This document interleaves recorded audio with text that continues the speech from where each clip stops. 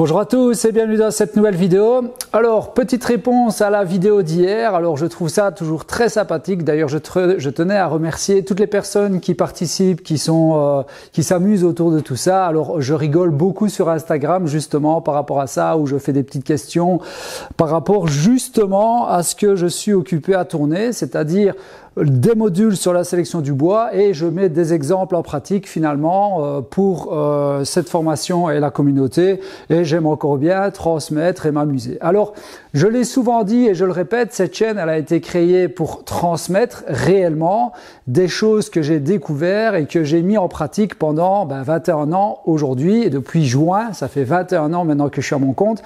Et d'ailleurs, je vous invite mercredi à regarder la vidéo qui sortira avec Louis. Souvenez-vous, mon tout premier stagiaire avec qui nous avons commencé sur YouTube, pour que vous compreniez justement cette démarche sur YouTube, d'où c'est venu l'avant YouTube jusqu'à aujourd'hui, avec de nouveau ce changement de cap, c'est-à-dire qu'il va tourner autour de la formation, aussi bien dans les écoles que dans les organismes de formation, mais également sur la communauté et cette chaîne YouTube, parce que c'est le but.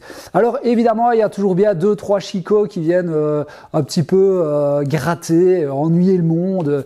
Ah oui, c'est des informations qui sont en libre accès, et toi tu vends un tableur à 7 €. Bon. Mais je vous invite d'ailleurs à donner les accès, ou plutôt donner les informations, où est-ce que ces gens peuvent trouver ces informations. Et ce qui est surtout surprenant, c'est que suite à la question d'hier, c'était une simple question finalement. En effet, toutes les informations pour répondre à cette question sont en libre accès sur Internet.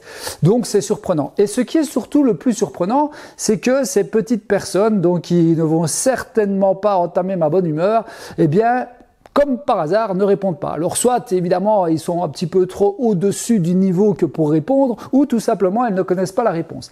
Alors moi, de mon côté, je vais vous expliquer pourquoi les planches ont tuilé et ont travaillé de la sorte par rapport aux autres, et surtout vous expliquer que refendre le bois n'est pas toujours nécessaire, mais est conseillé dans certains cas. Allez, c'est parti. Alors pour toutes les personnes qui n'auraient pas suivi l'épisode d'hier, je vous invite à aller regarder la vidéo. Je mettrai une vignette ici ou l'autre pour cliquer. C'est une vidéo de 3 minutes justement pour vous mettre en situation. Alors, comme je l'expliquais dans la vidéo d'hier, les planches ici ont travaillé d'une certaine manière, en sachant que toutes les planches ont été faites de la même manière, c'est-à-dire de la DOS qui fait environ 15 à 16 cm, collée à plat joint, pas de domino, rien du tout, uniquement collée à plat joint avec de la colle PU. Alors pourquoi est-ce que celles-ci sont restées stables et celles-ci ont bougé?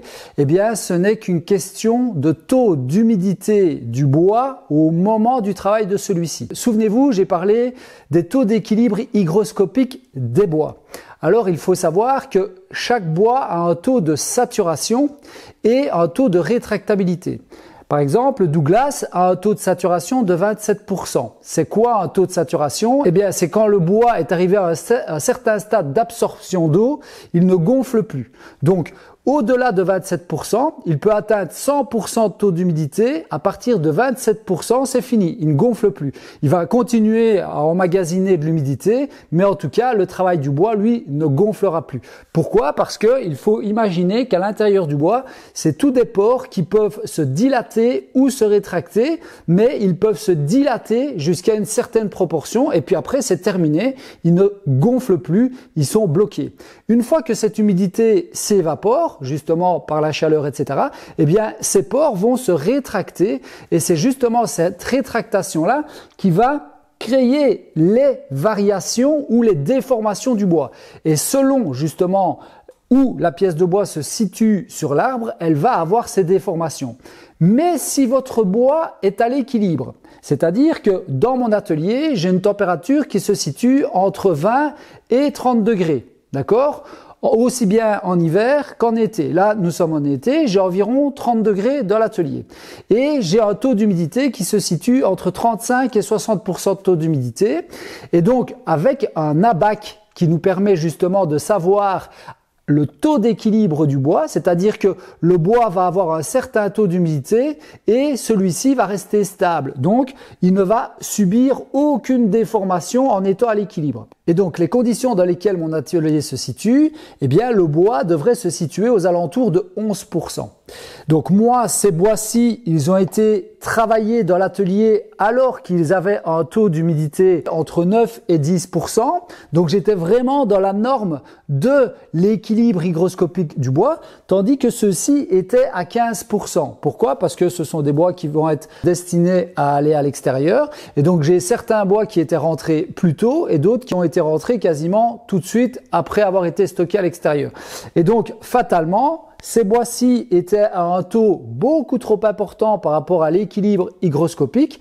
Lorsque j'ai dégauchi et raboté les bois, eh bien, fatalement, le taux d'humidité du bois était à 15%. Or, il fallait redescendre à 11%.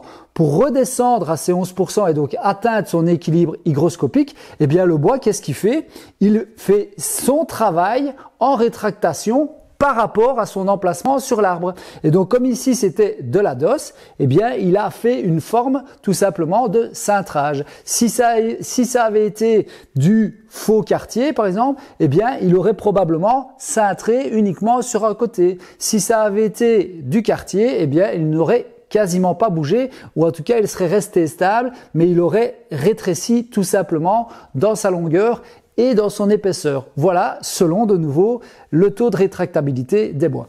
Donc, j'espère que vous avez compris l'importance du contrôle du taux d'humidité de vos bois au moment où vous allez travailler dans l'atelier. C'est-à-dire qu'il faut s'inquiéter de l'endroit où il finira sa vie, mais il faut évidemment s'inquiéter du taux d'humidité et la température de votre atelier qui doit concorder justement avec le taux d'équilibre hygroscopique de votre bois. Donc, il ne faut pas spécialement s'inquiéter uniquement de l'endroit où il finira sa vie, il faut également s'inquiéter de l'endroit où il va être travaillé. Si vous allez travailler en bois pour l'extérieur, eh bien, l'idéal, c'est qu'il soit travaillé à 15% dans l'atelier, mais s'il doit être stocké dans l'atelier plus de 3 semaines, eh bien, l'idéal, c'est de le stocker à l'extérieur, sous abri, pour être certain qu'il reste dans un taux d'humidité suffisamment haut pour ne pas qu'il y ait des variations une fois qu'il sera stocké à l'extérieur. C'est pour cette raison que lorsque l'on commande du bois, eh bien on essaie de le stocker dans l'atelier 15 jours à 3 semaines avant de le travailler. Pourquoi? Pour que justement le bois puisse atteindre son taux d'équilibre hygroscopique et donc avoir les variations et les déformations avant de passer à la dégauchisseuse. Voilà tout simplement. J'espère que ça vous aura un petit peu éclairé. D'ici là, moi je vous souhaite à tous une bonne soirée ou une bonne journée en fonction de l'heure à laquelle vous regardez cette vidéo. Et je vous dis à bientôt pour de nouvelles aventures. Salut, salut! Et n'oubliez pas, mercredi, vidéo 55 000 abonnés avec Louis, le retour de Louis. Salut!